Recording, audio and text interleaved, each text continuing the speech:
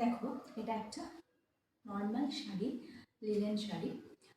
তো আজকে আমি তোমাদের সাথে শেয়ার করছি একটা ব্যাকলেস ব্লাউজের সাথে কী ধরনের শাড়ি তোমরা পরতে পারো। অ্যাকচুয়ালি ব্যাকলেস ব্লাউজের সাথে যে কোনো ধরনের শাড়ি পরা যায়, এটা কোনো সমস্যা হয় না। কিন্তু কিছু শাড়ি ব্যাকলেসের সাথে মানে পরলে ভালো লাগে না। সেটা কী শাড়ি? একটু হেভি ওয়েটের যে কোনো শাড়ি, ঠিক আছে, মানে ধরো স্কার্ট বর্ডারের কোনো শাড়ি বা কোনো ভারী তাঁতের শাড়ি ভালো লাগবে না। আর কি ভালো লাগবে না? আর ভালো লাগবে না টিস্যু, নেট, এগুলো কিন্তু ব্যাকলেসের সাথে ভালো লাগবে না। না, এটা ট্রান্সপারেন্ট বলে তা নয়, কেন সেটাই আজকে আমি শেয়ার করব। Hey guys, good evening and welcome to my channel tips up bag. কেমন আছো তোমরা সবাই? আশা করছি সবাই ভালো আছো, আর তোমাদের ভালোবাসায় কিন্তু আমিও ভালো আছি। তো দেখো, এই যে ব্যাকলেস আমি পরেছি, এটা একটা নর্মাল লিনেন দিয়ে পরেছি। ব্ল্যাকের সাথে এটা তো কন্ট্রাস্টে অবশ্যই ভালো লাগছে, সেটা তোমরা দেখতেই পাচ্ছ।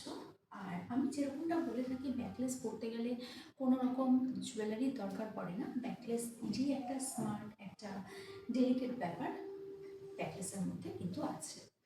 আজকে আমি তোমাদের এই ব্যাকলেসের সাথে দু ধরনের কটন শাড়ি ট্রাই করে দেখাবো।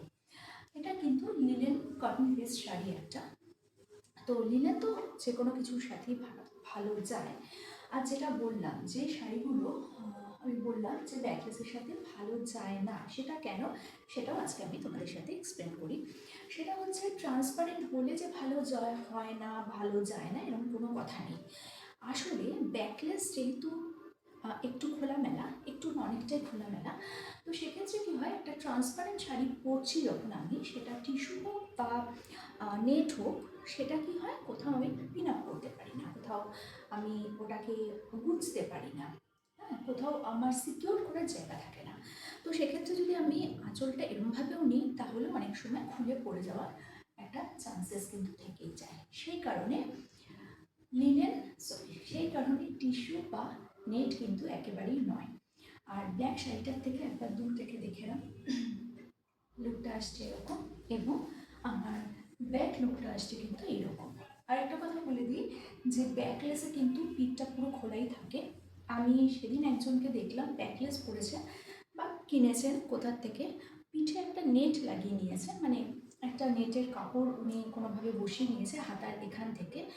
আর এত অড লাগছে দেখতে, কি বলবো, মানে কি বলতো, বিরিয়ানির মধ্যে যদি ঘি দিয়ে খাও বা বাটার দিয়ে খাও, সেটা যেরকম লাগবে সেরকমই লাগছে। তো যাই হোক, এই হচ্ছে আমার দূর থেকে লুকটা হচ্ছে এইরকম। আর আরেকটা কটন শাড়ি নিয়ে আমি এক্ষুনি আসছি। তো দেখো, আরেকটা কটন শাড়ি নিয়ে আমি চলে এসেছি তোমাদের সামনে। পুরোটা কেন পরা হয়নি, যাই হোক। তো যেটা বলছিলাম সেটা হলো যে কটন শাড়ি দিয়ে তোমরা খুব ভালোভাবে করছি, একটু ইগনোর করো। কটন শাড়ি দিয়ে খুব ভালোভাবে তোমরা ব্যাকলেস পরতে পারবে। আর যে শাড়িগুলো দিয়ে বললাম সেগুলো দিয়ে পরবে না। আর একটা ছোট্ট টিপ দিয়ে দিই, ব্যাকলেস যখনই আমি পরি না কেন, আমি কিন্তু এরকম একটা উঁচু করে চুলটা বেঁধে নিই। আমি অনেক সময় নর্মাল ক্লিপ দিয়েও চুল আটকে খানিকটা ছেড়ে দেখেছি, কিন্তু ওই ছাড়ার পর যতটা না ভালো লাগে, এরকম চুলটা উঠিয়ে দিলে কিন্তু অনেক বেশি ভালো লাগে, অনেকটাই ভালো লাগে দেখতে। হ্যাঁ, আর কী বলতো, ব্যাকলেস বা মাসাবা পরতে গেলে একটুখানি নিজেকে কী বলবো, সাহসী হতে হয়। ওই যে বলেছিলাম, পোশাক মানে শুধু পোশাক নয়, পোশাক মানে অনেক কিছু। একটা ড্রেস তোমাকে অনেক কিছু প্রেজেন্ট করে।